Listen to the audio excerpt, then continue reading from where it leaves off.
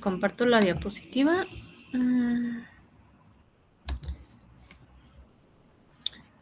Ok, antes de compartirles la diapositiva, ¿alguien que me diga algún medicamento ototóxico, alguna familia y ejemplos?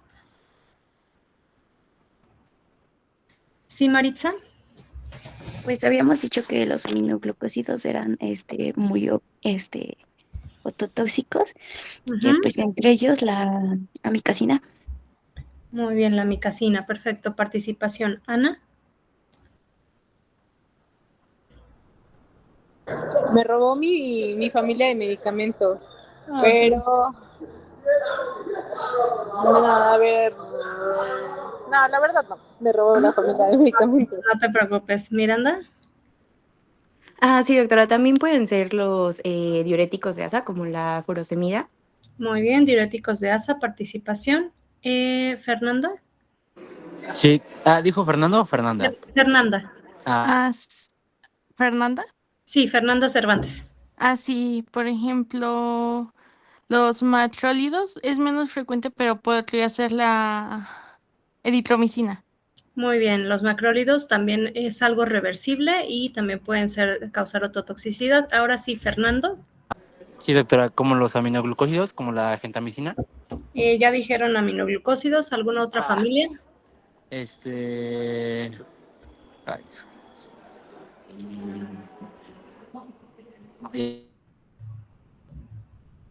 No, ya no, doctora. Ok, Fátima.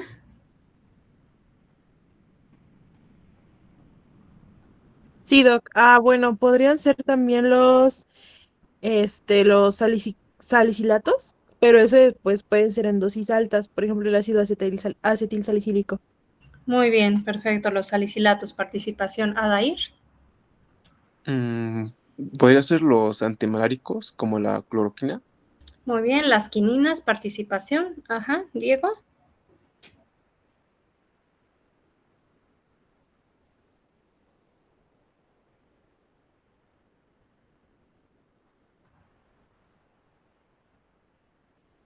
Perfecto, participación. Sí, las quimioterapias, sobre todo en la familia de los platinos, son muy ototóxicos.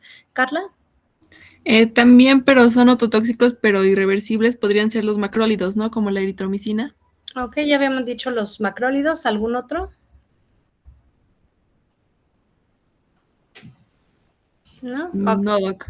No se preocupen. Ok, entonces vamos a ver la parte de ototoxicidad, ¿de acuerdo? Entonces, los fármacos ototóxicos, pues los vamos a dividir según sus familias. Los ototóxicos clásicos son los aminoglucósidos, que pues ustedes ya los conocen. Los aminoglucósidos los vamos a dividir en cocleotóxicos y en vestibulotóxicos. Todos los aminoglucósidos van a generar tanto toxicidad en el vestíbulo como toxicidad en la cóclea, pero hay algunos que afectan con mayor predominancia a una parte del oído interno que al otro, ¿ok? Dentro de los cocleotóxicos tenemos a la kanamicina, tobramicina, amicacina, neomicina y dihidroestreptomicina.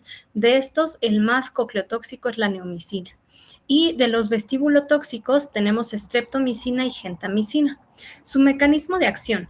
Entonces van a llegar los aminoglucósidos y van a permear adentro de las células ciliadas de la cóclea y generan especies reactivas de oxígeno que van a promover la apoptosis celular.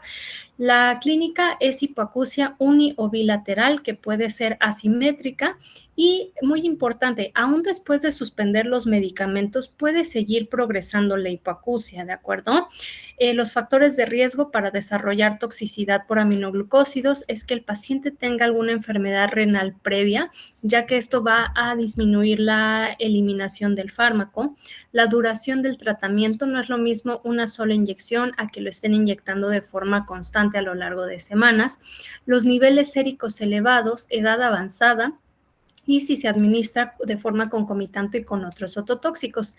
La aspirina, a pesar de ser un ototóxico por sí mismo, cuando se administra de forma conjunta con los aminoglucósidos, disminuye la ototoxicidad y la reversibilidad de la hipoacusia es parcial, pero yo les diría que es he visto no, de hecho creo que nunca he visto un caso de toxicidad por aminoglucósidos que recuperen la audición ni el equilibrio. El jueves de la semana pasada justamente vi a una paciente que me la mandaron por ototoxicidad por gentamicina. Ella, pues es un caso bastante triste, tiene 44 años, es una paciente joven. En su último embarazo tuvo complicaciones, desarrolló preeclampsia y secundario a la preeclampsia hizo falla renal crónica y perdió pues sus riñones.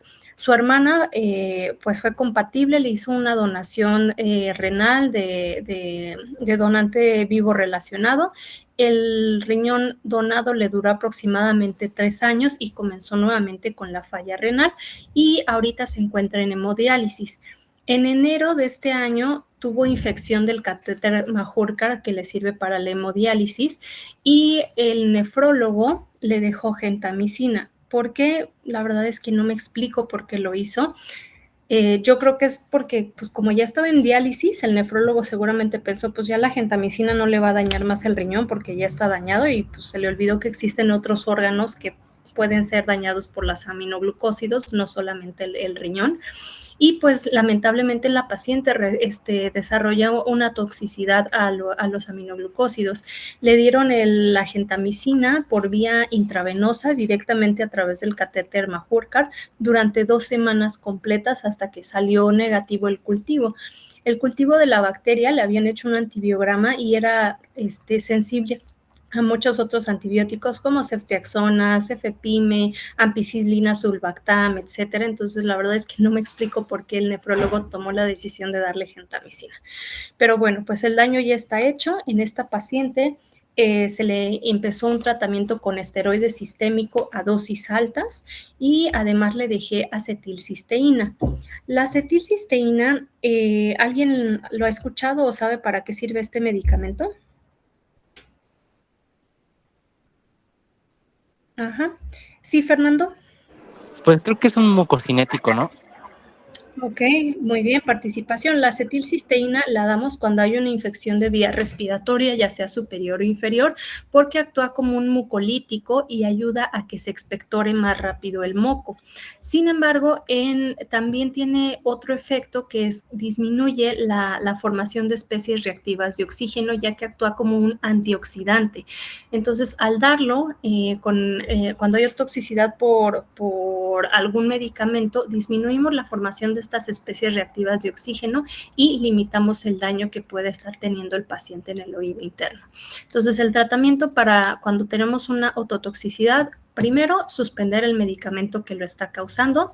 2, iniciar acetilcisteína. Y 3, iniciar esteroides a dosis elevadas y referir de forma prioritaria a otorrino para poder darle un manejo más apropiado. ¿De acuerdo?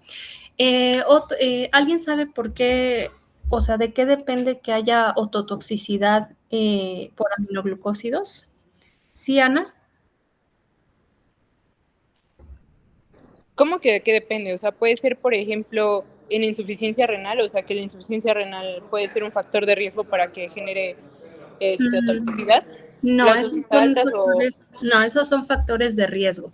Pero, por ejemplo, si tienes un paciente, los dos tienen el mismo sexo, la misma edad, las mismas comorbilidades, y le das la misma dosis de amikacina o de gentamicina, ¿de qué depende que un paciente sí desarrolle la toxicidad y el otro no? Tiene que ver con algo genético. Puede ser, no sé. ¿No? Ok. Fernando, ¿tú sabes? Ay, no, pero no sé si era como, o sea, como tal por como acumulación de este medicamento. No. No. Entonces, viene en preguntas de examen del ENARM, ¿de acuerdo? La toxicidad que dan los aminoglucósidos es sobre todo a nivel mitocondrial. Las mitocondrias las vamos a heredar de forma materna. Todas las mitocondrias que nosotros tenemos las heredamos de nuestra mamá. El papá no nos hereda mitocondrias. Entonces, hay ciertos pacientes que tienen una alteración en las mitocondrias que los hace bueno, los predispone a desarrollar ototoxicidad cuando les administramos aminoglucósidos. Por eso es que algunos pacientes, aunque sea un paciente sano, etcétera, le damos una sola dosis y es suficiente para causarle daño, y otros pacientes puede ser que lleven un mes con gentamicina intravenosa y no desarrollen ninguna ototoxicidad. De eso depende, de una alteración mitocondrial. Por ejemplo, esta paciente que yo les comentaba que ya tuvo ototoxicidad, lo más seguro es que tenga esta alteración mitocondrial y que se la haya heredado a todos sus hijos. Entonces, yo ya le hice el comentario que ninguno de sus hijos puede recibir algún aminoglucósido porque tiene la alteración mitocondrial, y si se la dan, lo más seguro es que desarrollen una toxicidad a nivel del oído interno. ¿De acuerdo? Diuréticos de asa, como el ácido etacrínico, bumetanida, furosemide, van a alterar el metabolismo de la estría vascular. La estría vascular es una parte importante del oído interno que nos va a servir para ayudar a la oxigenación del oído interno, y también es en donde se produce la endolinfa. Entonces, si hay alteraciones en este metabolismo, va a haber una alteración en los iones de la endolinfa. Y esto también genera una alteración del potencial de acción coclear. Genera una hipacusia neurosensorial bilateral, simétrica y usualmente súbita. Y en cuanto suspendemos el medicamento, se revierte la hipacusia porque se vuelve a regular el metabolismo de la estría vascular, se vuelven a regular los iones a nivel de la endolinfa y se estabiliza el potencial de acción de la cóclea. Los antipalúdicos, como son las quininas, van a causar un síndrome que se llama cinchonismo. El cinchonismo se caracteriza por acúfeno, cefalea, náusea y alteraciones visuales asociado a la administración de cualquiera de estas quininas. Puede ser reversible, ¿ok? Sin embargo, en algunos pacientes puede ser la ototoxicidad permanente o si les damos dosis altas de las quininas. Los salicilatos, por ahí alguien ya lo comentó. La aspirina, que se utiliza de forma muy frecuente, pues incluso sin receta, puede generar daño en el oído interno en pacientes que son predispuestos. Va a alterar la movilidad y la turgencia de las células ciliadas externas, generando un acúfeno y una hipacusia neurosensorial. Usualmente decimos que es dosis dependiente, o sea, después de 6 a 8 gramos al día es cuando empezamos a tener las manifestaciones. Sin embargo, yo les puedo decir que pacientes con dosis bajas, por ejemplo, la aspirina Protec, que es de 100 miligramos al día, que llevan años tomándolo, esta acumulación de salicilatos puede generar acúfeno, hipoacusia e incluso alteraciones en el equilibrio. Suele ser reversible cuando se suspende el medicamento. Después de 72 horas vamos a ver que disminuye el acúfeno y mejora la hipoacusia. Entonces, pacientes con acúfeno crónico, sobre todo aquellos que tengan comorbilidades como problemas cardíacos, problemas cerebrovasculares, etcétera, hay que vigilar si están con salicilatos, porque si tienen salicilatos es posible que su acúfeno se esté exacerbando por este medicamento. Yo nunca le digo a los pacientes que suspendan la aspirina, ¿ok? Siempre les digo, ¿quién se las indicó? El cardiólogo, el neurólogo, etcétera, y pues mejor que platiquen con su médico que les está manejando la aspirina para determinar si les pueden dejar algún otro antiagregante plaquetario que no les cause molestias en el oído, ¿de acuerdo? Los AINES, naproxeno, ketorolaco, ibuprofeno, aquí dice paracetamol, pero el paracetamol no, pues tienen un mecanismo de acción similar a los salicilatos y también son reversibles este tipo de hipoacusias.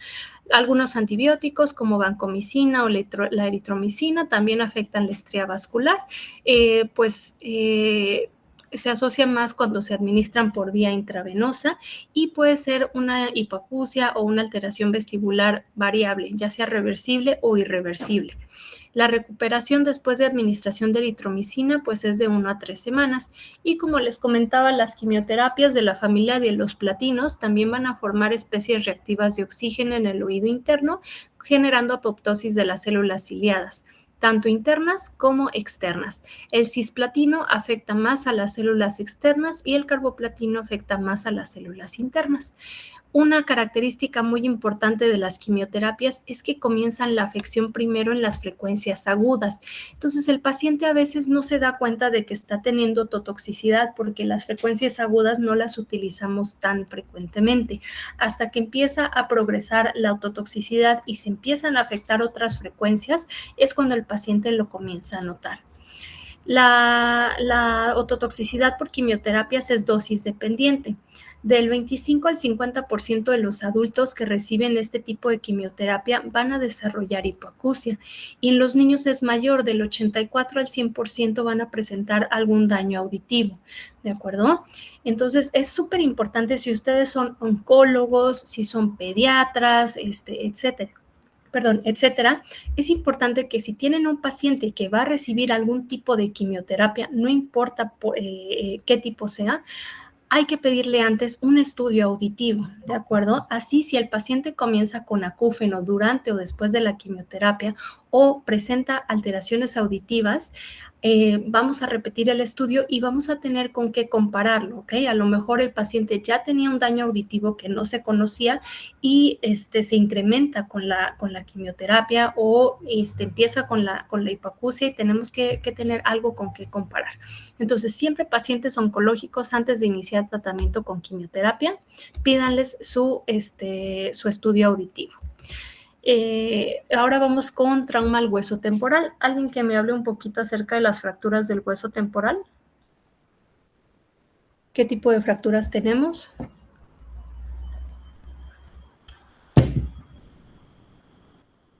Sí, Gloria. Bueno, yo creo que había encontrado la clasificación, pero no sé si esté bien, que estaba clasificado en longitudinal, que era como la más frecuente. Uh-huh. Era asociada a una hipoacusia conductiva, y la transversal, que era menos frecuente, pero esta era relacionada con la hipoacusia neurosensorial. Y también había otra clasificación que creo que es la que más se utiliza ahora, que era la que respeta la cápsula óptica y la que llora la cápsula óptica. Exactamente. La podemos dividir de acuerdo al trazo de fractura en longitudinal, transversal o mixta y si afecta o no la cápsula óptica. Muy bien. Estefanía, ¿algo más? Sí, doctora. Bueno, yo, hablando de la clínica, yo leí que la hipoacusia conductiva, ahí sí iba a tener hemotímpano y que esa era, pues, bueno, de la neurosensorial, creo que era una lesión del oído interno o el nervio coclear, y que del vértigo y el desequilibrio, cuando tenemos eso vamos a tener un daño vestibular. También leí que el diagnóstico lo vamos a hacer como una audiometría completa y ahí vamos a definir el grado y el tipo de hipoacusia. Efectivamente, muy bien, participación. ¿Saray? Sí, doctora. Pues creo, bueno, ya dijeron la mayoría, pero no sé si dijeron el diagnóstico, que se puede hacer con un TAC, obviamente, de hueso temporal, o una prueba de audiometría y pues y también tengo entendido que se presenta mucho el signo de Barrett, que es equimosis retroauricular, y otorragia y hemotímpano. Perfecto, participación. No, creo que no lo habían comentado. La tomografía es el estudio de elección para evaluar las fracturas del hueso temporal. ¿Samsara? Pues yo vi que creo que no han hablado de las complicaciones y pues las principales es que va a haber una hipoacusia permanente, puede complicarse a una meningitis, puede haber parálisis facial y puede haber un colesteastoma secundario. Muy bien. No habían hablado de las complicaciones. Gracias, participación. Ana Karen, ¿algo más que deseas agregar? Pues puede ser que es muy común en los bueno, es poco común en los TCE, en los traumatismos craneoencefálicos, pero es mucho más común en los traumatismos severos y se asocia la fractura del hueso temporal a las fracturas de base de cráneo.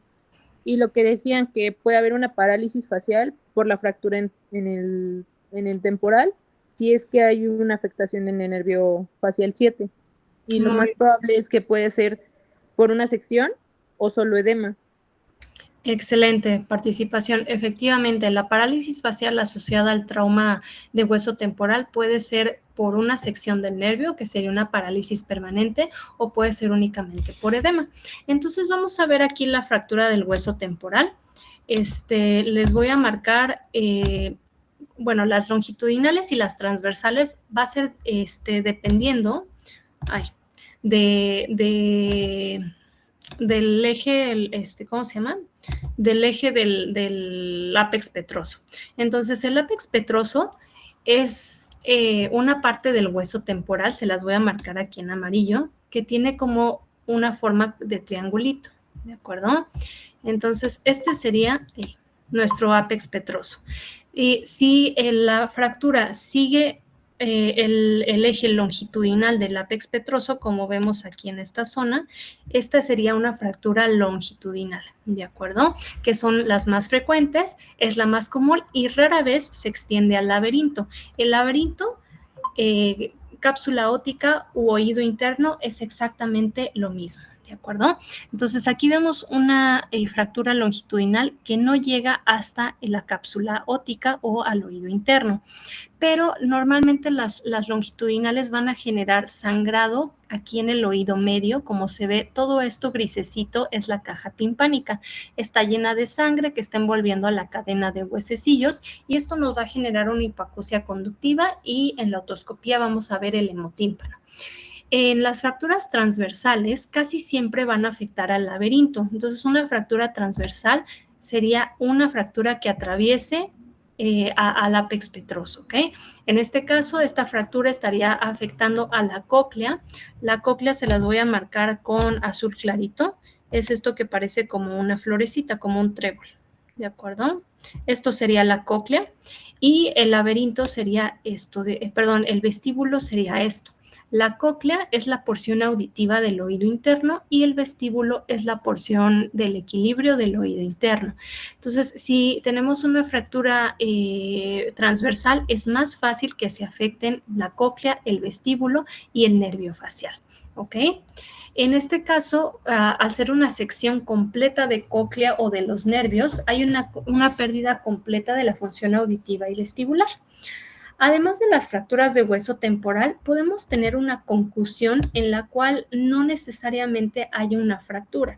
Por ejemplo, los jugadores de americano, los jugadores de rugby, que pues con un golpe muy fuerte, aunque no tengan fractura, puede ser suficiente este golpe para generarles una hipoacusia neurosensorial porque se estiran demasiado los nervios auditivos y eso los lastima. Heridas penetrantes.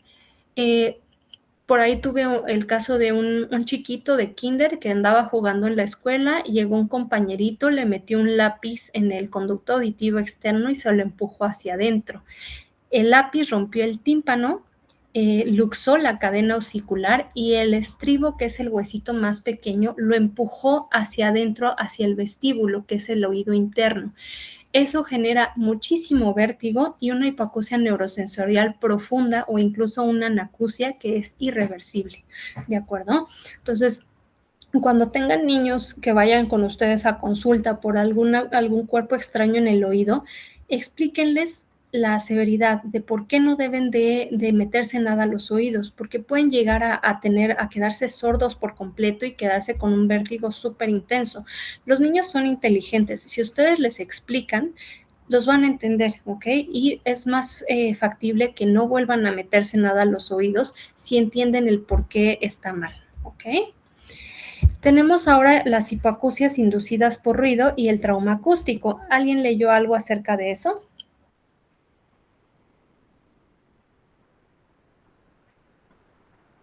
¿Sí, Diego?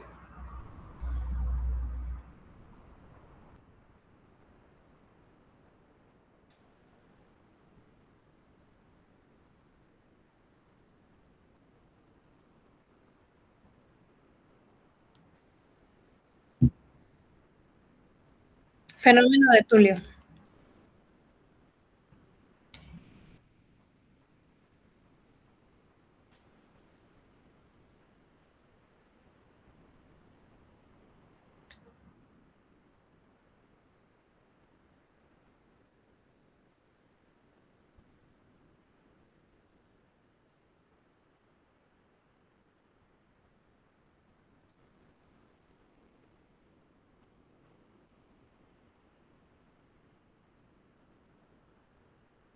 Ok, no lo explicaste muy bien, lo voy a explicar yo más adelante, pero sí, el fenómeno de Tulio te causa vértigo, ahorita lo vamos a explicar participación.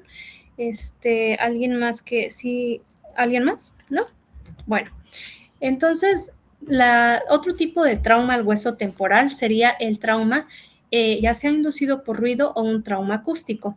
Entonces, la hipoacusia inducida por ruido es una hipoacusia neurosensorial bilateral, simétrica, casi nunca es profunda e inicialmente va a estar limitada a las frecuencias agudas. Las frecuencias agudas son de 3000 a 6000 Hz y la frecuencia que más se afecta es la de 4000. Puede ser asociada con algún componente conductivo en caso de que haya alguna perforación timpánica. ¿Qué es lo que sucede? Imagínense que ustedes van a una fiesta, van a un concierto, van a un lugar en donde hay mucho ruido. Y yo creo que a todos les ha pasado que después de estar en la fiesta o junto a una bocina, llegan a su casa, se quieren dormir y escuchan un pi que no los deja dormir. ¿De acuerdo? Este zumbido que tienen después de la exposición a ruido y nos indica que ya está haciendo una afección de las células ciliadas del oído interno, ¿ok? Esto indica que hay una elevación transitoria del umbral auditivo.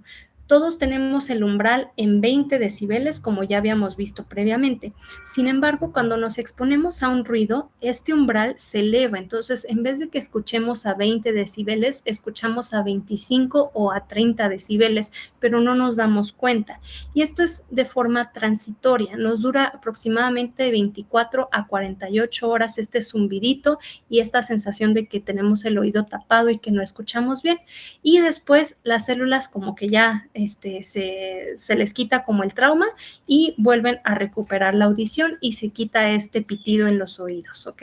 Sin embargo, si ustedes están utilizando música a un volumen muy elevado, si van a fiestas de forma seguida, si los pacientes en su ambiente laboral están expuestos a maquinaria que hace mucho ruido y no utilizan protección auditiva, esto no le va a dar tiempo a las células ciliadas de recuperarse después de la exposición a ruido. Entonces, la exposición a ruido de forma constante, sin permitir que se recuperen las células, va a generar una elevación permanente del umbral auditivo y el paciente se va a ir quedando sordo poco a poco, ¿de acuerdo?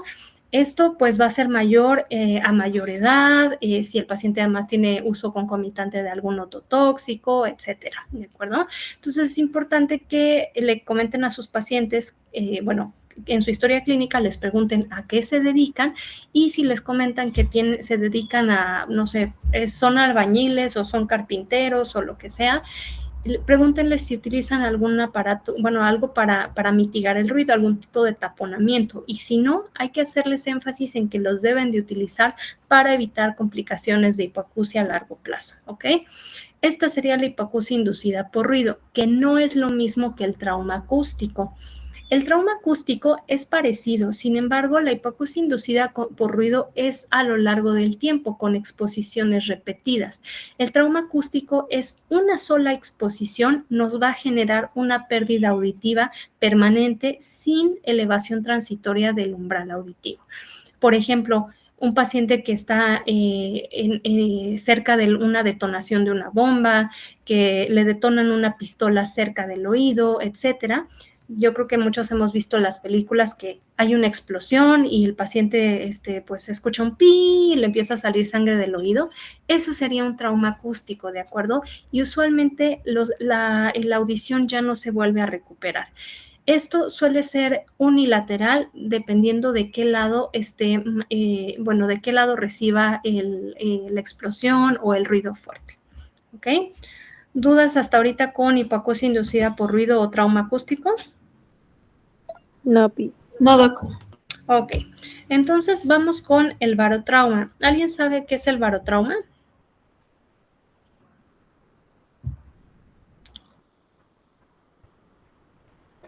Ok, cuando van... ¿sí, Leslie? Creo que son cuando hay cambios de presión.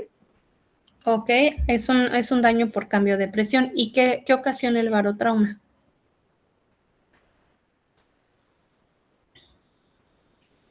¿No? Ok, no te preocupes. Participación. Fátima.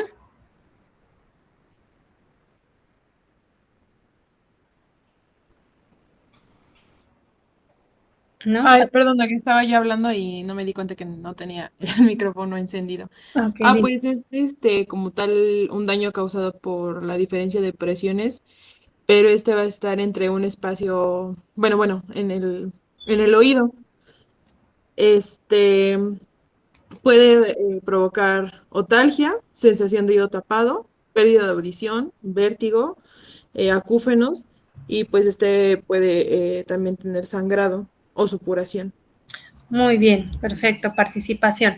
Entonces, el barotrauma se refiere a una lesión de la membrana timpánica y del oído medio por una diferencia de presiones entre el oído externo y el oído medio.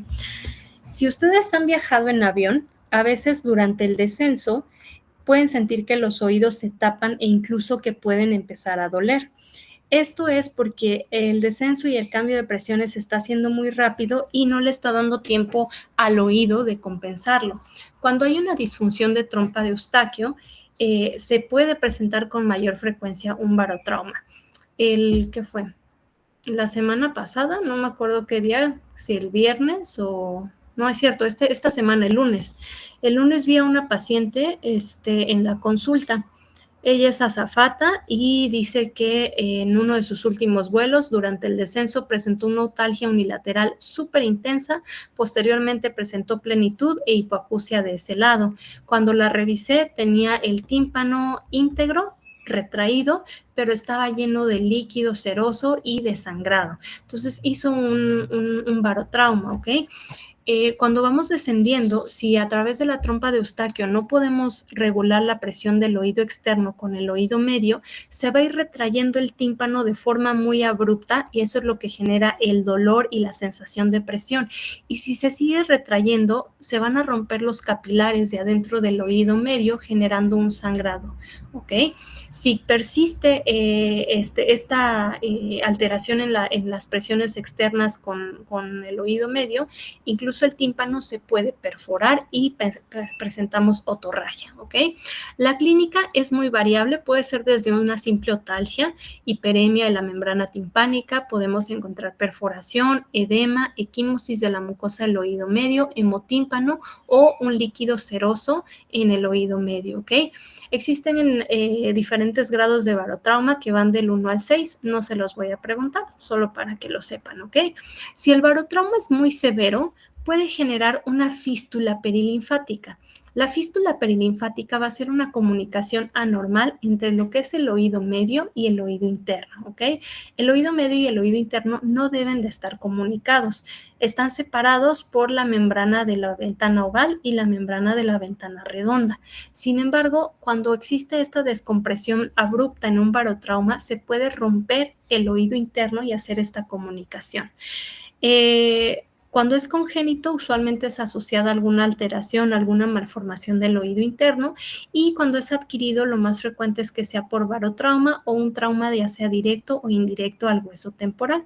También después de alguna cirugía, por un esfuerzo importante, erosiones por coresteatoma o espontánea por dehiscencia del canal semicircular superior. Estas fístulas perilinfáticas, el espacio perilinfático se puede comunicar con el espacio subaracnoideo y si tenemos una infección del oído medio, las bacterias migran al oído interno y de ahí al espacio subaracnoideo, dándonos una meningitis. La fístula perilinfática nos va a causar una hipoacusia neurosensorial profunda, súbita, mucho vértigo, signo de Henneberg, fenómeno de Tulio y nistagmo posicional. El signo de Henneberg, si recuerdan cuando vimos la parte de oído externo, que hacemos presión en el trago para ver si hay dolor, hagan de cuenta que hacemos eso mismo, hacemos presión a nivel del trago, pero el paciente va a presentar vértigo y vamos a ver un nistagmo. Vemos cómo los ojos se mueven de un lado a otro cuando le presionamos el trago al paciente y eso es un dato indirecto de fístula perilinfática. El fenómeno de Tulio que creo que comentaba Fernando también se presenta en fístula perilinfática. Ese se refiere a vértigo evocado por ruido. Entonces son pacientes que cuando escuchan un ruido intenso, abrupto, por ejemplo, un perro que ladra, cuando pasa una ambulancia, si un niño grita de repente, estos sonidos hacen que el paciente presente un vértigo y podemos ver cómo se mueven los ojos, cómo tienen nistagmo. Ese sería el fenómeno de Tulio, ¿de acuerdo? Otro tipo de traumatismo que puede recibir el oído, pues sería la radiación. Cualquier tipo de radiación en cabeza y cuello nos puede dañar la audición, sobre todo cuando la dosis es mayor o igual a 45 grays. Muy importante, cuando les damos radiación al paciente, puede que no tenga datos de toxicidad en el oído interno, que no presente hipoacusia hasta 2 años después de que recibió su última radioterapia. Entonces, hay que darles seguimiento audiológico a estos pacientes. Lo recomendable es hacer una audiometría cada 3 o cada 6 meses como máximo para ver que no haya un cambio. En el caso de que identifiquemos un cambio en la audición a través de la audiometría, para darles un tratamiento desinflamatorio en ese momento y evitar que siga progresando. Nuevamente, si ustedes son oncólogos o lo que sea, o hacen radiación, pues sí, radioterapia, etcétera, como subespecialidad, todos los pacientes que reciban radioterapia a nivel de cabeza y cuello deben de tener una audiometría antes, ¿ok? Para que podamos compararla con la siguiente audiometría de 3 meses, de 6 meses, y si hay un cambio comparada con la basal, podamos actuar de forma temprana y evitarle al paciente que pierda la audición. ¿Ok? El desarrollo rápido de una hipoacusia neurosensorial postexposición puede ser reversible si se le indican esteroides sistémicos en ese momento. La hipoacusia puede ser por pérdida de células ciliadas externas internas, y los factores de riesgo son las dosis, obviamente a mayor dosis, mayor riesgo, edad avanzada, que el paciente tenga una hipoacusia preexistente o el uso concomitante de ototóxicos. Enfermedades neurológicas que pueden cursar con hipoacusia, por ejemplo, la esclerosis múltiple. Esta no se las voy a preguntar, nada más es para que lo sepan. Les dejo aquí los criterios de McDonald, que yo tampoco se los voy a preguntar, pero que me preguntaron a mí cuando hice mi examen de residencias médicas, para que, pues, si los quieren revisar, los puedan revisar, ¿ok? ¿Alguien que me pueda hablar algo acerca de la migraña vestibular, o también llamada migraña basilar?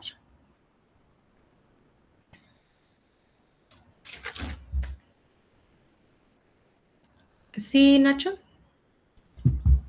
Bueno, yo tenía entendido que es como su nombre lo dice, es una migraña en la que se siente como que vértigo o mareo, y que pues no te deja como tal, como que ubicarte, ¿no? Como que no te deja mantener el equilibrio. Muy bien, es una migraña que se presenta con síntomas de desequilibrio o vértigo. Participación.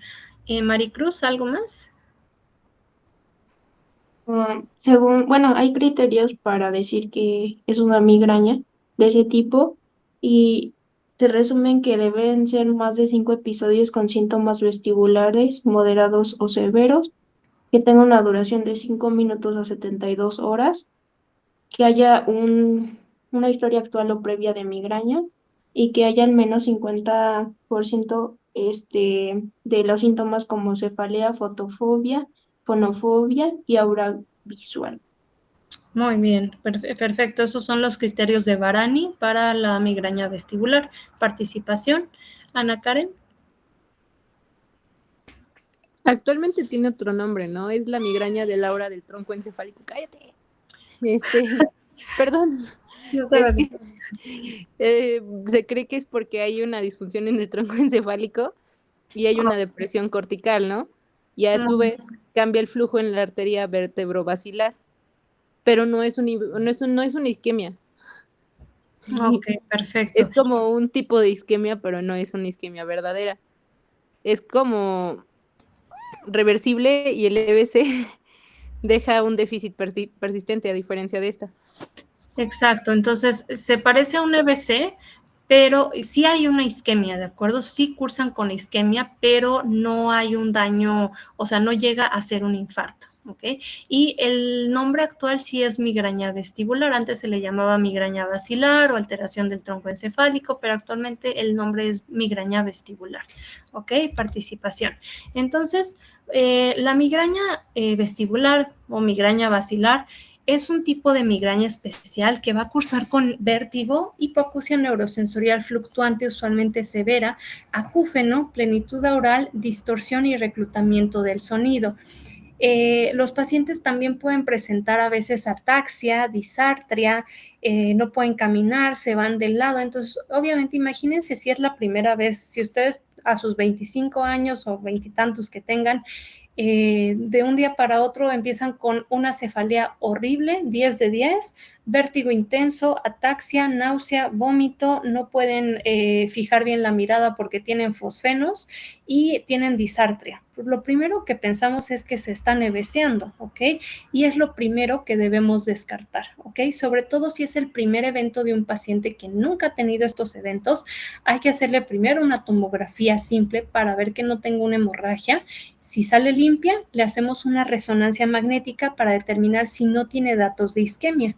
Si ya descartamos isquemia, hemorragia y el paciente tiene una recuperación completa de lo que es la audición, se quita el vértigo, se quitan los síntomas auditivos, mejora la disartria, etcétera, y no tiene secuelas, lo más seguro es que se trate de una migraña basilar o una migraña vestibular.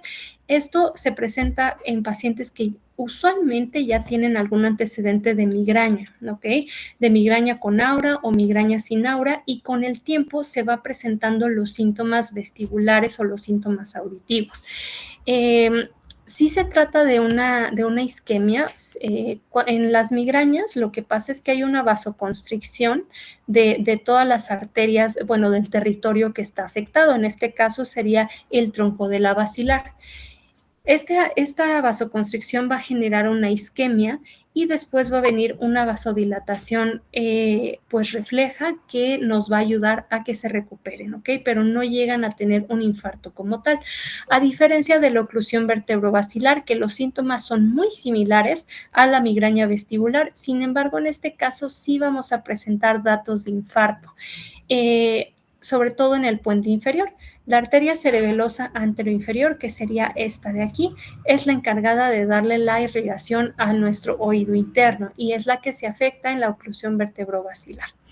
En el infarto cerebeloso, pues, además de tener los síntomas auditivos, el paciente tiene cefalea, ataxia muy importante, dolor o parestesias a nivel de la cara. ¿Dudas hasta ahorita?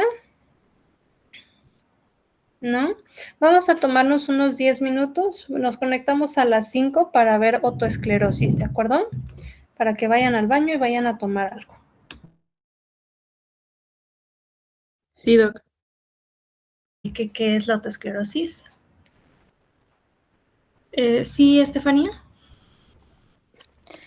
Pues básicamente es una enfermedad del hueso de la cápsula óptica y esta se va a caracterizar por la remodelación ósea anormal y, bueno, va a producir una fijación del estribo en la ventana oval y generando hipoacusia conductiva. Muy bien, perfecto. Participación. Ay, perdón, participación. ¿Erasto, algo más que quieras completar? Sí, doc, pues como ya lo había dicho mi compañera, pues es una mala fijación de los huesecillos. También es más común en mujeres. La característica principal pues es que genera una hipoacusia conductiva. También en la audiometría vamos a tener un Renier negativo y un Weber lateralizado al oído más patológico. La clínica, regularmente siempre estos pacientes van a tener pérdida de audición progresiva y esta va a ser bilateral. También vamos a tener problemas con el equilibrio. Muy bien, participación. No todos los casos son bilaterales, pero sí la mayor parte. Saraí, ¿algo más? ¿Algo acerca del tratamiento? Pues había leído que es como conservador, como auxiliares auditivos, o puede ser quirúrgico, que pues es el tratamiento pues ya definitivo. Y pues en este caso, pues podría ser como como, no me acuerdo cómo era histerectomía, y que pues se reemplaza el estribo por una prótesis, y pues creo que es el definitivo. Muy bien, perfecto. Gracias, participación. Entonces, aquí vemos ¿cómo se llama? Una imagen del oído. Entonces, el oído externo sería nuestro conducto con la parte de la membrana timpánica, nuestro oído medio en donde están los huesecillos y el oído interno que ya es el caracol, ¿ok?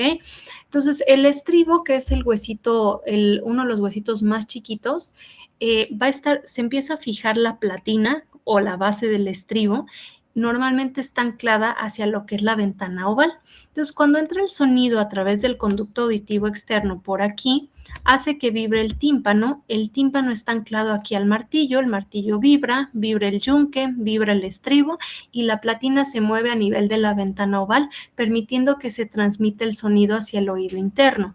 Sin embargo, en la otoesclerosis, al afectarse la platina, va a hacer que se fije a la ventana oval y entonces, por más que haya vibración en la cadena osicular, ya no se va a transmitir hacia el oído interno por esta fijación de la platina, ¿de acuerdo? Eso es la otoesclerosis. Entonces, la otoesclerosis viene del griego otos, que significa oído, y escleros, que es endurecimiento, y es una enfermedad metabólica ósea primaria de la cápsula óptica caracterizada por una remodelación ósea desordenada. Entonces, ¿qué es lo que sucede? Empieza a haber una disfunción entre los osteocitos o osteoblastos y los osteoclastos, ¿ok? Entonces hay una reabsorción anormal del hueso y está siendo reemplazado por un nuevo hueso, pero el nuevo hueso es muy duro y hace que se fije el estribo. Esto va a resultar en una hipacusia conductiva. Entonces el nervio, la cóclea, el vestíbulo funcionan bien. Sin embargo, al ya no vibrar bien la cadena osicular, eso es lo que nos va a generar una hipoacusia de transmisión. El 10% de los pacientes con otoesclerosis pueden cursar además con un componente neurosensorial. ¿Por qué? Porque los osteoclastos que están quitando el huesito y remodelando el hueso, están produciendo también enzimas proteolíticas que pueden permear a través de la ventana oval hacia el oído interno y nos puede ir dañando el oído desde adentro, ¿ok? Tiene una prevalencia del 0.3 al 0.4% a nivel mundial y es mucho más común en personas caucásicas. El 60% de los casos van a tener antecedentes heredofamiliares positivos. Siempre que tengan un paciente con hipoacusia, hay que interrogar de manera dirigida si tienen antecedentes familiares, ¿ok?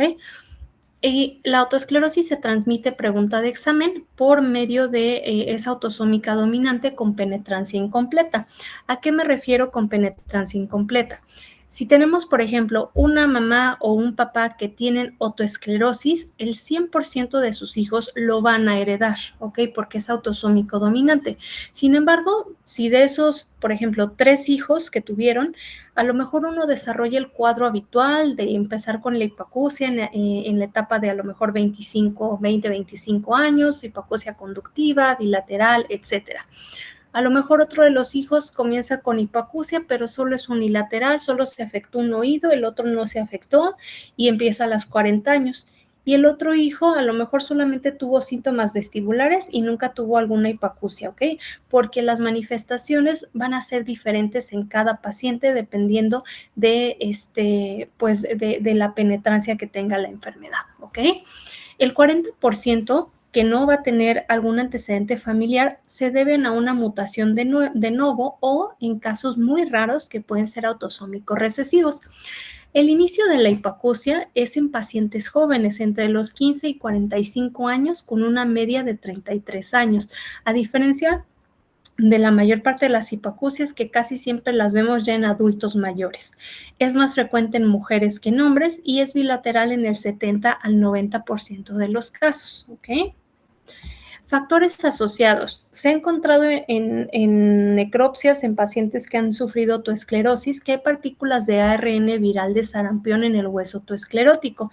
Entonces, a lo mejor es un paciente que le dio sarampión y las partículas del sarampión se pegaron a la cápsula óptica y esto hizo que se empezara a desarrollar de nuevo la autoesclerosis o que una autoesclerosis que había estado latente se haya activado por presencia de estas partículas, ¿ok? Factores endocrinos, por ejemplo, los estrógenos, anticonceptivos orales o el embarazo. Muy característico que les pregunten en el examen, una paciente joven, mujer de 30 años que comienza con hipoacusia uni o bilateral durante el embarazo rápidamente progresiva. Casi siempre se trata de otoesclerosis, ¿ok? Por alguna razón, los estrógenos y las hormonas que hay durante el embarazo nos van a acelerar la pérdida auditiva por fijación del estribo. El fluoruro de sodio. El fluoruro de sodio es una partícula, son unos minerales que nos van a ayudar a mantener la cápsula óptica sana. Cuando hay bajo contenido de flúor en el agua potable, se ha encontrado que hay mayor índice de otoesclerosis en la población, ¿vale? Entonces, tenemos 3 fases de la otoesclerosis. La fase inicial se llama otoespongiosis, que sería una hiperplasia reactiva. En esto empiezan los osteocitos comienzan a degradar el hueso de la cápsula óptica y al quitar el huesito se van a ver los vasos sanguíneos que están dentro del promontorio y esto nos va a dar el signo de Schwartz. El signo de Schwartz es cuando hacemos una otoscopía, vamos a ver una mancha roja detrás del tímpano, ¿ok? Que sería esta dilatación vascular. Es rarísimo, yo nunca he visto un signo de Schwartz. ¿Por qué? Porque usualmente los pacientes cuando están en etapa de otoespongiosis todavía no tienen ninguna manifestación auditiva, no tienen acúfeno, no tienen hipoacusia, no tienen vértigo, etcétera. Entonces es raro que un paciente vaya nada más a que le revisen los oídos, ¿ok? Entonces es difícil ver el signo de Schwartz porque el paciente usualmente en esta fase está asintomático. Después tenemos la reabsorción ósea en la cual los osteoclastos son las principales células. Hay disminución en la dilatación vascular. El hueso neoformado que está presente en el oído interno empieza a ser reabsorbido por los osteoclastos. Y por último tenemos la fase tardía, que es la fase ya propiamente de la otoesclerosis, en la cual el tejido osteoide que se ha depositado comienza a mineralizarse y a formar un hueso irregular de tipo escleroso. Y tenemos 2 tipos de otoesclerosis, la obliterante y la no obliterante. La obliterante es aquella en la cual se afecta toda la platina del estribo, toda la base del estribo se oblitera por este hueso y se queda pegada. Y la no obliterante es cuando nada más tenemos un foco o 2 focos otoescleróticos en los que todavía se conserva cierta movilidad de la platina, ¿vale? Los patrones de la otoesclerosis. Tenemos 2 tipos de otoesclerosis, pregunta de examen, la fenestral y la retrofenestral. La fenestral es por mucho la más común, más del 90% van a ser fenestrales. Esto se refiere al compromiso de la físula antefenestram. La físula antefenestram es la porción más anterior de la platina del estribo y ahí es donde se inicia el foco otoesclerótico, ¿de acuerdo? Y es donde se empieza a fijar el estribo hacia la ventana oval, generando una hipoacusia conductiva de hasta 50 a 60 decibeles. A diferencia de la otoesclerosis retrofenestral, que también es llamada otoesclerosis coclear, en este caso la hipoacusia más que conductiva va a tener un componente neurosensorial, ¿ok? Y esto es por una reabsorción muy agresiva del hueso. En la retrofenestral u otoesclerosis coclear vamos a ver el signo del doble halo. Entonces vemos que aquí está nuestro caracol, que sería este de aquí, sería nuestra cóclea. Pero encima de la cóclea vemos otro halo como de color grisecito. Ese signo del doble halo es patognomónico de la otoesclerosis coclear, ¿vale? Ahora, en cuanto a la historia clínica, vamos a tener un paciente joven con una hipoacusia lentamente progresiva, usualmente bilateral, con fallas para la discriminación fonémica. Son pacientes que dicen a lo mejor es que escucho pero no entendí. El 80% de los pacientes van a presentar acúfeno y tienen algo que se llama paracusia de Willis y paracusia de Weber. La paracusia de Willis se refiere a que el paciente va a escuchar mejor en un ambiente ruidoso. Si nosotros como personas normales vamos, por ejemplo, a un restaurante donde hay mucho ruido, hay música, etcétera, a veces es difícil entablar una conversación porque no alcanzamos a escuchar a la otra persona. Sin embargo, los pacientes con otoesclerosis, por su pérdida auditiva de base, no escuchan la música, no escuchan el ruido externo de otras personas platicando y la persona que está hablando en el ambiente ruidoso empieza a subir más la voz. Entonces, paradójicamente, estos pacientes escuchan mejor en ambiente ruidoso, ¿ok? Y eso se le conoce como paracusia de Willis. Y la paracusia de Weber, el paciente no va a escuchar nada cuando está comiendo. Si está masticando sobre todo algo duro, por ejemplo, unas papitas, unos tacos dorados, este crunchy se va a transmitir de forma conductiva hacia el oído y va a hacer que prácticamente se quede sordo mientras está comiendo. ¿Ok? Esa sería la paracusia de Weber. Y del 10 al 25% de los pacientes pueden tener alguna alteración en el equilibrio. En la autoesclerosis se puede presentar la triada de Holmgren, pregunta de examen, que se caracteriza por sequedad de la piel del conducto. Si tocamos el conducto va a haber hiposensibilidad del lado afectado y ausencia del reflejo vascular. El reflejo vascular va a ser este de aquí, ¿de acuerdo? Entonces, estos son tímpanos del lado derecho y vemos unos vasitos sanguíneos. Este sería el reflejo vascular normal. Y en un paciente con autoesclerosis vamos a ver ausencia de este reflejo vascular. ¿Sale? El signo de Schwartz, que es el que les comento que es difícil que lo alcancen a ver, es esta mancha de color rojizo sobre el promontorio que vamos a ver detrás de la membrana timpánica y que nos va a corresponder a la fase activa de la autoesclerosis llamada otoespongiosis. ¿Ok? En cuanto a la exploración de los diapasones, vamos a tener una hipoacusia conductiva. Alguien que me diga cómo podemos esperar los diapasones. Por ejemplo, si tenemos una autoesclerosis derecha. Ay, perdón, no levanté la mano. No te preocupes, dale. A ver, los diapasones dijo que entre más ruido, el signo de Weber, ¿no? Ajá, tenemos el de Weber y el de Rinne. El Weber es el del lado derecho, que lo colocamos en la cabeza o en los dientes del paciente. ¿Cómo estaría en la hipoacusia conductiva? Conductiva. Sí, la autoesclerosis. Yo siento, yo digo, ¿no? Que estarían negativos. No. En el Weber no es negativo o positivo. El Weber es central o lateralizado. El Weber lateralizaría, ¿no? ¿Hacia dónde? ¿Hacia el lado sano o hacia el lado enfermo? Hacia el lado, si es conductiva, hacia el lado enfermo. Muy bien, hacia el lado enfermo. Entonces, se transmite mejor el sonido a través del hueso que a través del aire porque es una hipoacusia conductiva. Entonces, al ponerlo sobre el hueso, que sería el cráneo o los dientes, lo vamos a transmitir hacia el lado enfermo, ¿ok? Muy bien. Y el Rinne, ya seas tú. Eso sí está negativo, ¿no? Exactamente. Muy bien, participación para Ana. Entonces, el Rinne, lo normal es que sea positivo, o sea que escuchemos mejor el diapasón a través del aire que a través del hueso. Sin embargo, cuando tenemos una hipoacusia conductiva, como no se transmite bien el sonido a través del aire, va a estar mejor a través del hueso y va a ser negativo del lado afectado. Usualmente las frecuencias que se van a afectar en la autoesclerosis son las frecuencias graves, entonces aquí se recomienda hacer los diapasones de 125 y 256 Hz. La audiometría nos va a ayudar a confirmar el diagnóstico. Entonces, aquí tenemos una hipoacusia bilateral. Yo ya les había comentado que la audición normal es en donde está el número 20 decibeles hacia arriba, es una audición normal. Si las líneas están por debajo de este 20, significa que hay una hipoacusia. Y si existe una separación entre los corchetes y las bolitas o entre los corchetes y los taches, significa que es una hipoacusia de conducción.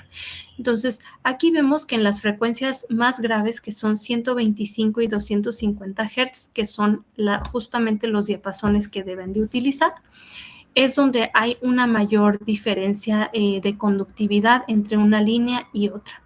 Y vemos que aquí en donde está 2000 Hz, existe algo que se llama nicho de Carhart, que es un cierre de la brecha.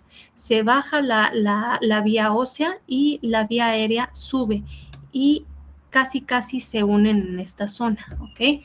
Si tenemos un paciente o una paciente joven con hipoacusia bilateral, antecedentes familiares positivos, la hipoacusia es conductiva y encontramos este cierre de brecha en 2000 Hz llamado nicho de Carhart, prácticamente nos está dando el diagnóstico, ¿ok? También podemos encontrar que, por ejemplo, el lado derecho, las frecuencias más afectadas son las frecuencias medias y graves y las frecuencias agudas no se encuentran afectadas, ¿vale? En cuanto a la logoaudiometría, habíamos comentado que lo normal es que a 40 decibeles entendamos el 100% de las palabras, ¿de acuerdo? Sin embargo, cuando hay una hipoacusia conductiva, nos van a tener que hablar mucho más fuerte para entender. Entonces, en este caso, con el oído izquierdo, que es el azul, le tienen que hablar al paciente a 70 decibeles para que entienda el 100% de palabras y a 75 decibeles en el oído derecho para que entienda el 100%. Entonces, esto nos ayuda a adaptarle un aparato auditivo. Cuando le adaptamos un aparato, el paciente va a escuchar más fuerte todo y va a entender mucho mejor las palabras, ¿vale? Ahora vamos con el timpanograma. Ya habíamos visto en la clase pasada que tenemos 3 curvas básicas de timpanometría. La curva tipo A, que es la normal, la curva tipo B, que es plana, que nos indica ocupación del oído medio, y la curva tipo C, que nos indica una disfunción de trompa de Eustaquio. En el caso de la autoesclerosis, al estar fijo el estribo, va a impedir que la cadena de huesecillos se mueva por completo con libertad. Y el martillo que está anclado al tímpano, pues no va a hacer que tenga cierta rigidez la cadena osicular. Entonces vamos a tener una curva tipo A muy parecida a la normal, pero es de baja amplitud, ¿ok? El piquito que normalmente lo veríamos como por acá arriba, lo vemos, pero muy, muy poquito porque el tímpano casi no se está moviendo. Y este es el reflejo estapedial. El reflejo estapedial es un reflejo de protección del oído interno. Cuando estamos en una fiesta y estamos expuestos a ruidos fuertes, el músculo del estribo se tensa para tensar la cadena osicular y evitar que vibre mucho con el sonido y que nos dañe el ruido del oído interno. Durante la autoesclerosis, al fijarse el estribo, pues ya se pierde este reflejo, ya no existe, y es uno de los datos que nos puede apoyar para hacer el diagnóstico, ¿de acuerdo? El estudio de imagen, como alguno de ustedes ya comentó previamente, el estudio de elección, pregunta de examen, es la tomografía simple de oídos, ¿ok? En este caso estamos viendo una tomografía simple en corte axial. Este sería un oído del lado derecho. La platina del estribo suele ser tan delgadita, mide menos de 1 milímetro de espesor, que difícilmente la vemos en una tomografía. Sin embargo, cuando hay autoesclerosis, vamos a ver cómo se ve engrosada la platina del estribo, que sería esta de aquí. Y en este caso, pues nos ayuda también a confirmar el diagnóstico. Y cuando hay una autoesclerosis retrofenestral u autoesclerosis coclear, vamos a ver aquí nuestra cóclea, que sería esta de aquí, y el signo del doble halo, que es patognomónico de la autoesclerosis coclear, ¿vale? Ahora vamos con lo que es el tratamiento. Tenemos 4 ventanas de tratamiento. Lo primero sería observación. Podemos dejar en observación a pacientes que tienen una enfermedad unilateral, que la hipoacusia es conductiva y es superficial o está en etapas iniciales. A veces los pacientes no están en una etapa lo suficientemente severa para ofrecerles un manejo quirúrgico o un manejo con una amplificación con un aparato auditivo. Entonces, en estos casos les podemos ofrecer observación y repetir la audiometría de forma anual para ver la progresión de la enfermedad, y una vez que lleguemos a un umbral suficiente para hacerle la adaptación o la cirugía, se la podemos proponer, ¿de acuerdo?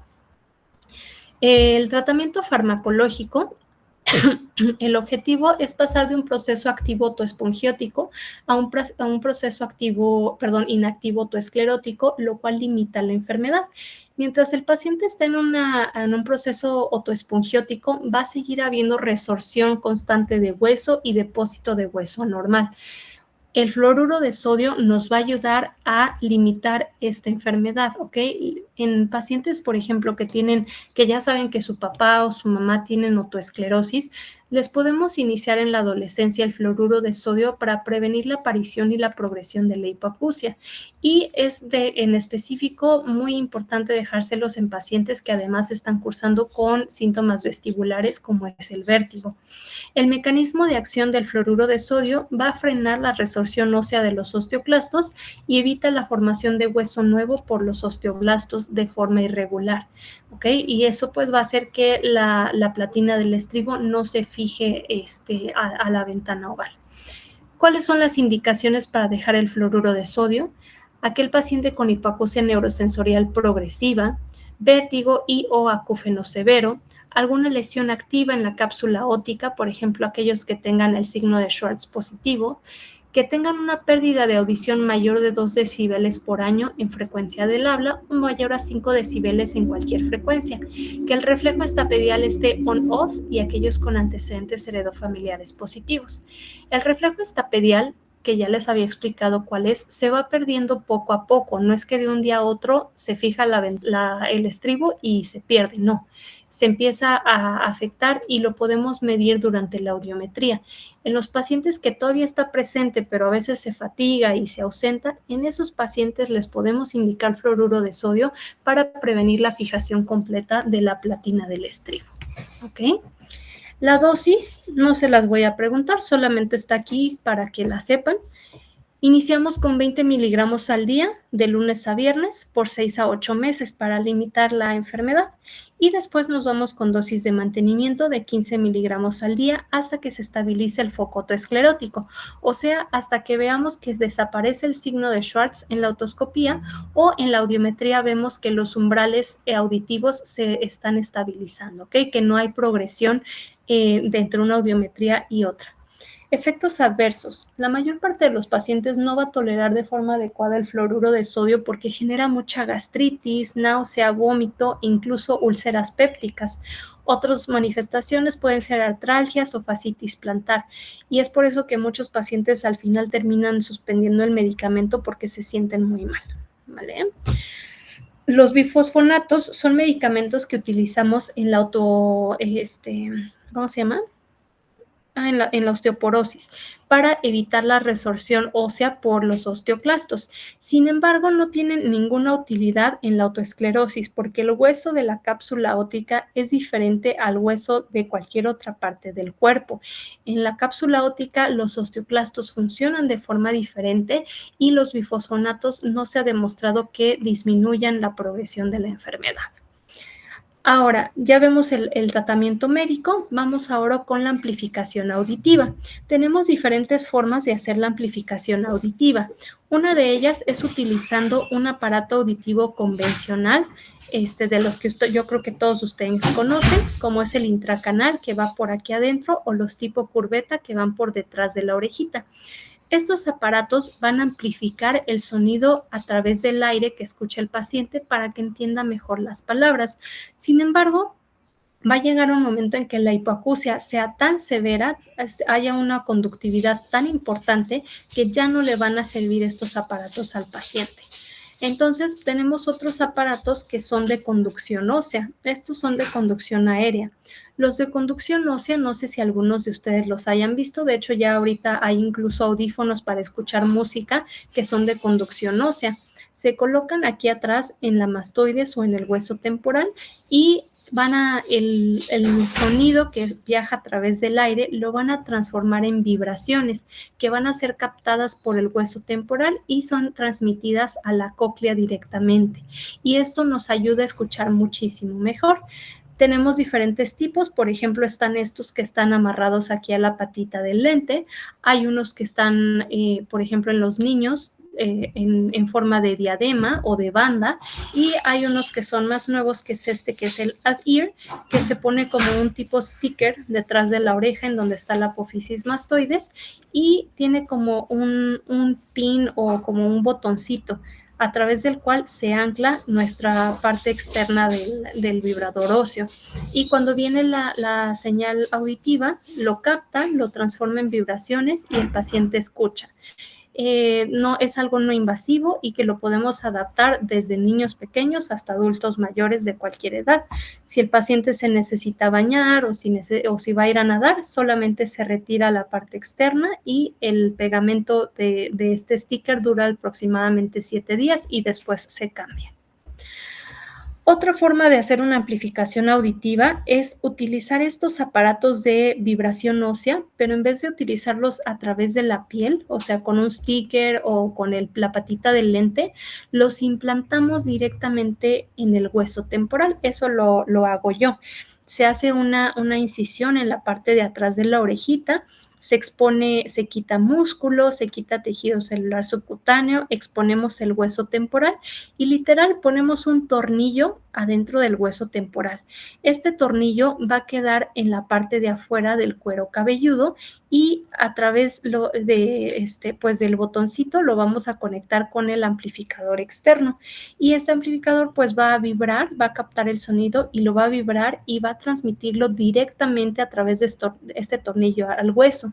Estos tienen un sonido mucho más fidedigno y tienen más amplificación del sonido a diferencia de los otros, ya que estos pues tenemos la piel, el tejido celular subcutáneo, el músculo, etcétera, que pues pueden alterar la transmisión del sonido, ¿vale? Y por último tenemos el manejo que es el gold standard, que es la estapedotomía o la estapedectomía. Entonces, ¿en qué consiste este procedimiento? Todo se hace a través del conducto auditivo externo, ya sea con visión de microscopio o con visión endoscópica. Vamos a levantar el tímpano, hacemos una incisión en esta zona y lo vamos levantando para que se repliegue sobre sí mismo el tímpano y vamos a acceder a través de esta apertura a lo que es el oído medio. Con unas tijeras especiales cortamos las patitas del estribo y retiramos la supraestructura, dejando la platina pegada a la ventana oval. Después tenemos un aparato especial que nos va a ayudar a hacer un hoyito muy pequeñito en el centro de la platina del estribo. Y en este hoyito vamos a anclar la prótesis. El palito de la prótesis va hacia esta zona y tiene un ganchito que se va a enganchar hacia la rama larga del yunque. Y ya volvemos a poner el tímpano en su posición y listo. Y así cuando el paciente recibe sonido a través del aire, va a vibrar el tímpano, vibra el martillo, vibra el yunque, hace que vibre la prótesis y esta prótesis transmite el sonido directamente hacia la ventana oval por este anclaje aquí a este huesito, ¿ok? La prótesis que utilizamos es esta de aquí. Esta es una prótesis real. Es una prótesis sumamente chiquita, ¿de acuerdo? Mide aproximadamente de longitud, es muy variable. En los hombres utilizamos de 4.75 milímetros aproximadamente y en las mujeres de 4.25 a 4.5 milímetros. Entonces es una prótesis que mide menos de medio centímetro y de grosor mide muy poquito también, aproximadamente 0.8 milímetros, entonces no llega ni siquiera a 1 milímetro de grosor. Es una cirugía bellísima, a mí me encanta, es de mis cirugías favoritas y más porque lo hacemos con el paciente despierto, ¿ok? El paciente va a estar despierto, solamente le ponemos anestesia local y una sedación superficial y así cuando terminamos la cirugía y bajamos el tímpano, le hacemos una prueba que se llama prueba de cuchicheo, en la cual le susurramos algo al paciente y le pedimos que nos lo repita. Por ejemplo, le decimos cuál es su nombre, cuál es su fecha de nacimiento, en dónde estamos, etcétera, etcétera. Y el paciente va respondiendo. Y me ha tocado muchas veces que los pacientes se ponen a llorar en ese momento porque dicen, ya escucho. Es muy notorio el cambio entre que entran sin escuchar y después de la prueba de cuchicheo se dan cuenta de que uno les está susurrando y están escuchando. Entonces, si nuestra prueba de cuchicheo es negativa, probablemente la prótesis está mal puesta. A lo mejor no hemos atravesado por completo la platina con el punzo, se llama con el punzo. Entonces, retiramos prótesis, puncionamos un poquito más profundo la platina para volverla a anclar. ¿Ok? La estapedotomía es esta que estamos viendo en estas imágenes y la estapedectomía es muy similar, pero en vez de hacer una punción aquí en la platina, retiramos toda la platina por completo y dejamos la prótesis anclada directamente a la ventana oval sin huesito de por medio. ¿Ok? Tiene un éxito esta cirugía del 90%, o sea, 9 de cada 10 pacientes les va a ir bien y van a recuperar la audición. El otro 10% puede ser que se queden igual o incluso que baje su audición. Y en el 1% pueden tener algo que se llama cofosis, que es una pérdida completa de la audición. No todos los pacientes van a ser candidatos a hacerse esta cirugía. Para que sean candidatos, pregunta de examen, debe haber una brecha o una diferencia de al menos 25 decibeles entre la vía ósea y la vía aérea en la audiometría, ¿ok? Si tiene menos de esta diferencia entre una vía ósea y una vía aérea, no se puede operar. Entonces, vemos en primer nivel, que sería lo que ustedes harían, hacemos la historia clínica del paciente con hipoacusia, preguntamos antecedentes familiares, ocupación y descartamos algunas otras patologías del oído. Hacemos otoscopía y documentamos cómo están los diapasones con Weber y Riné y enviamos a segundo nivel. En segundo nivel lo vamos a revisar en otorrino, hacemos otomicroscopía, solicitamos estudios de audición, audiometría, timpanometría, impedanciometría, reflejo estapedial y una tomografía computada de alta resolución de los oídos. Y con todos estos estudios vemos si el paciente es candidato o no a cirugía. Si no es candidato a cirugía o el paciente no desea operarse, le podemos ofrecer tratamiento médico con fluoruro de sodio o algún auxiliar auditivo y hacer un control audiométrico. Aquí dice 3, 6, 12 meses en el primer año y posteriormente, a partir del segundo año, se hace el control de forma anual. Si vemos que el paciente sí es candidato a cirugía y sí desea operarse, entonces le ofrecemos ya sea estapedotomía o estapedectomía. Si hubo alguna complicación, pues le damos tratamiento. Si no hubo complicaciones, damos vigilancia. Aquí en la guía de práctica clínica dice que la audiometría se pida a 30 días, pero nosotros como otorrinos usualmente nos esperamos hasta 3 meses después. ¿Por qué? Porque después de la cirugía puede haber restos de sangre, restos de gelfuam, el tímpano todavía no se ha pegado de nuevo al hueso temporal, etcétera, y todo eso nos puede afectar el resultado. Entonces nosotros la verdad es que preferimos esperarnos 3 meses después de la cirugía para repetir el estudio de audición y ver que efectivamente haya recuperado audición nuestro paciente. Si todo bien, entonces valoramos una cirugía del oído contralateral y lo regresamos a segundo nivel al año de operado para poder operarlo, hacerle la audiometría, ¿ok? ¿Dudas con otoesclerosis? ¿No? Nada. Muy bien. ¿Alguien que me quiera hablar algo acerca de los schwannomas vestibulares?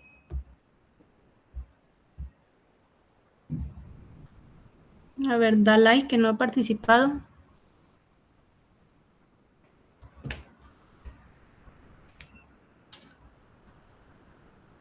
Dalai, ¿sí estás en clase? Sí, doctora, aquí estoy, solo que se traba mi internet. Muy bien, a ver, platícame. ¿Qué sabes de los schwannomas vestibulares?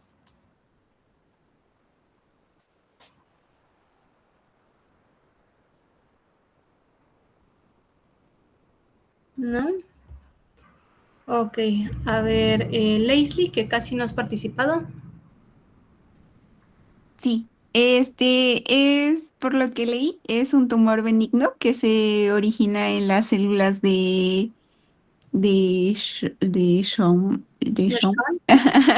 del nervio vestibular, pues sí, del nervio vestibular, y se localiza en el conducto auditivo interno, en el ángulo pontocerebeloso, y su clínica es hipoacusia, tinnitus, y creo que nada más.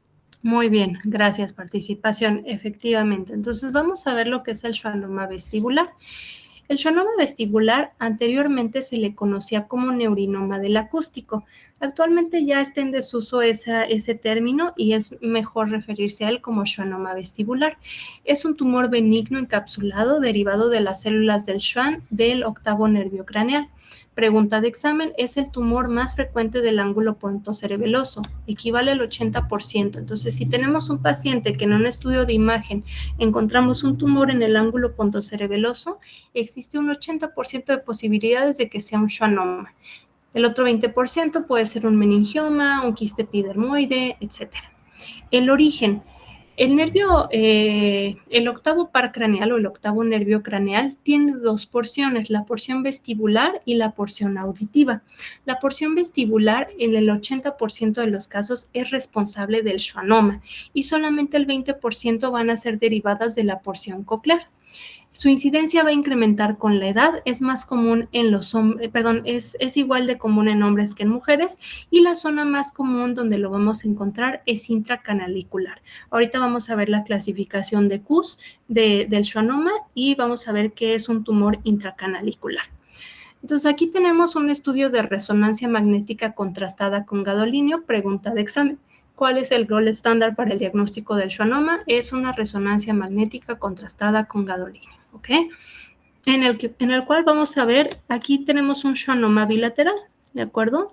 Esto que se ve aquí, de este lado es un schwannoma y este es otro. Entonces, este es el ángulo pontocerebeloso y vemos cómo se está metiendo el tumor adentro del conducto auditivo interno.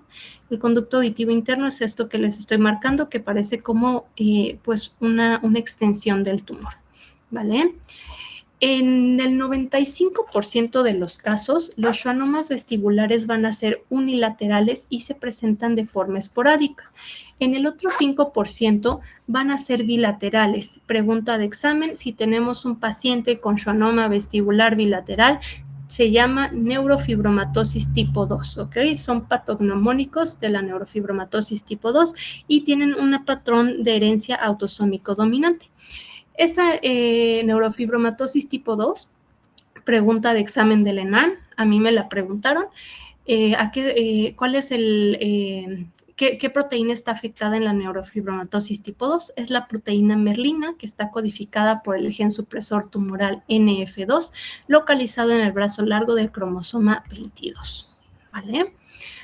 En la etiología, pues ya vimos que la mayor parte pues son autosómicos dominantes por una mutación genética. Sin embargo, en los que son de novo, por ahí un estudio reveló que los celulares, que la radiación electromagnética no ionizante que emiten los celulares puede producir in vivo y en algunos modelos animales cambios neuronales en la estructura de las células de Schwann que posiblemente puedan desarrollar un tumor más adelante. Sin embargo, los estudios han sido contradictorios y tienen una limitación metodológica.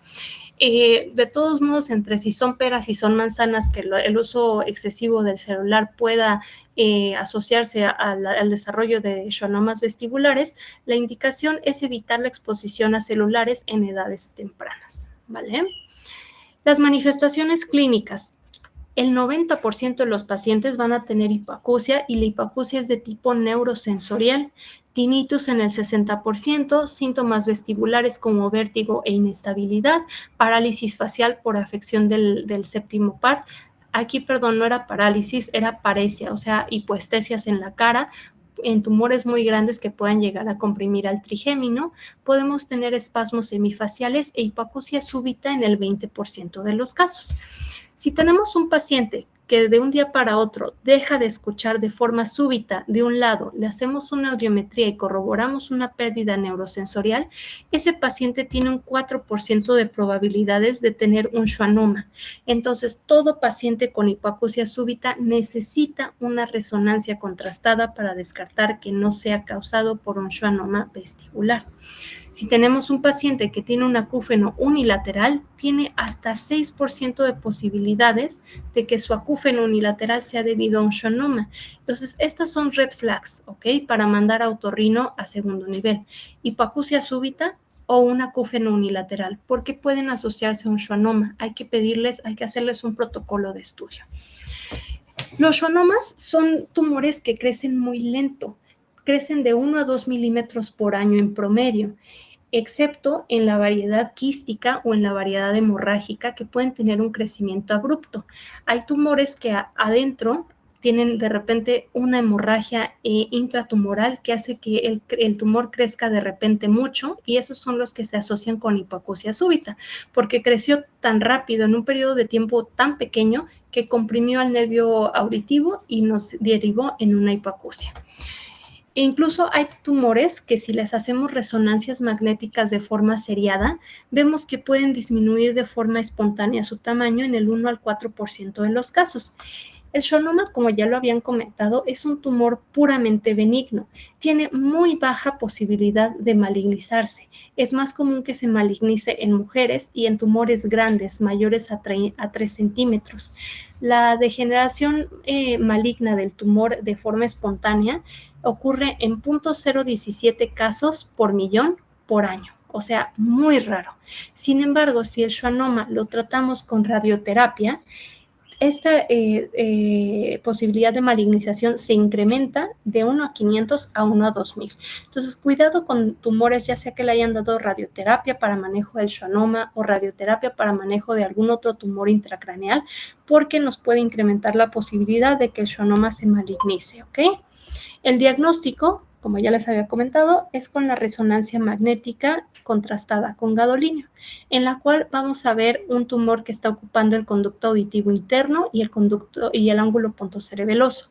Tiene una sensibilidad y especificidad del 100% y lo vamos a visualizar como una lesión homogénea, en ocasiones heterogénea cuando hay quistes o hemorragias, redondeada, de bordes bien definidos, que realza de forma ávida a la administración de contraste. El gadolinio puede generar ciertas alergias al contraste, en menos de un caso por 10,000 inyecciones, pero también puede asociarse a fibrosis renal. En todos los pacientes a los cuales les vayan a solicitar resonancia magnética, en casi todos los laboratorios les van a pedir la creatinina. Entonces, evítenle al paciente dar 2 vueltas al laboratorio, pídanle la creatinina y pídanle su resonancia y díganle al paciente que vaya a hacerse la resonancia hasta que ya tenga el resultado de creatinina, porque si no, lo más seguro es que lo van a batear, ¿ok?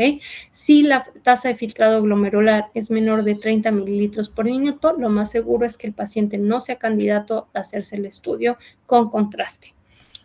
Como ya les había comentado, hay que hacerle esta resonancia contrastada en todos los casos de hipoacusia súbita, hipoacusia simétrica o tinnitus unilateral.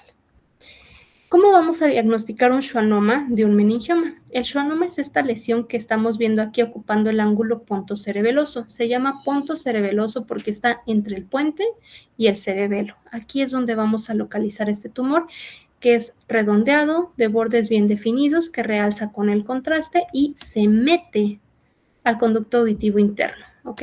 Esta es la característica, que se mete. A diferencia del meningioma, que también es un tumor del ángulo pontocerebeloso de bordes redondeados que realza con el contraste, pero en este caso no vemos que se esté metiendo al conducto auditivo interno y tiene algo que se llama cola dural. Las meninges que están adyacentes al meningioma van a realzar con contraste. ¿Okay? Esta cola dural es patognomónica del meningioma y no la vemos aquí en el schwannoma. Otros diagnósticos diferenciales puede ser un quiste epidermoide o un lipoma. La clasificación de Kuhs lo vamos a clasificar el tumor del 1 al 4 dependiendo de su tamaño. No se los voy a preguntar, solo es para que la conozcan. El Kuhs tipo 1 es un tumor limitado al ángulo limitado al conducto auditivo interno, ¿de acuerdo? Entonces, este sería nuestro puente, este sería el cerebelo y vemos como el ángulo pontocerebeloso, que sería este de aquí, está libre. El tumor está únicamente localizado intracanalicular. El Kuhs tipo 2, el tumor ya está saliendo y ya está llegando al ángulo pontocerebeloso, pero no toca el tallo cerebral. El Kuhs tipo 3 ya lo está tocando, pero no lo desplaza, y en el 4 lo desplaza, ¿ok? Y lo comprime. ¿Cuál es el tratamiento del schwannoma? Tenemos 3 variantes del tratamiento. La primera sería la observación, la segunda la radioterapia y la tercera la cirugía. ¿En qué pacientes les vamos a ofrecer observación? Solamente en aquellos tumores menor a 15 milímetros o 1.5 centímetros. Entonces, cada 6 meses hay que repetirle la resonancia contrastada para vigilar que el tumor no haya crecido. En los primeros, si a los 6 meses no creció el tumor, entonces le podemos hacer la resonancia cada año por 5 años. Si el tumor se mantiene estable después de los 5 años, podemos repetir la resonancia cada 2 años y así hasta hasta indefinidamente. Si en algún momento notamos que el tumor está creciendo, que vemos en la resonancia que ha crecido o que empieza con más síntomas, que se baja más la audición, que incrementa el acúfeno, que tiene parálisis facial, etcétera, etcétera, entonces ya hay que proponerle al paciente cirugía o radioterapia, ¿ok? En cuanto a la cirugía, tenemos 3 abordajes diferentes a través de los cuales podemos quitar el tumor: el translaberíntico, el retrosigmoideo y el de fosa media. El abordaje que elijamos va a depender del tamaño de nuestro tumor, de la localización, si está intracanalicular o ya está hacia el ángulo pontocerebeloso, y de la audición ipsi y contralateral y de la edad y condiciones generales del paciente. Por ejemplo, si es un tumor unilateral y el paciente ya no tiene una audición útil, ya no escucha nada de ese oído, podemos hacer un abordaje translaberíntico, que es el más fácil, que literal entramos a través del conducto y quitamos todo el oído interno, toda la cóclea, todo el vestíbulo, etcétera, y quitamos todo el tumor porque pues el paciente de todos modos ya no escuchaba de ese lado. Si es un tumor muy grande, entonces hacemos un abordaje retrosigmoideo o de fosa media y estos nos ayudan a conservar la audición. Por último, tenemos la radioterapia, que también se le conoce como radioneurocirugía. Es un tipo de radioterapia muy específico en el cual, a diferencia de la radioterapia convencional, se da una dosis única de radiación. Esto solamente en aquellos tumores que sean menores de 3 centímetros, ¿de acuerdo? Si el tumor es mayor de 3 centímetros, entonces nos vamos directo a cirugía. ¿Dudas con schwannoma vestibular?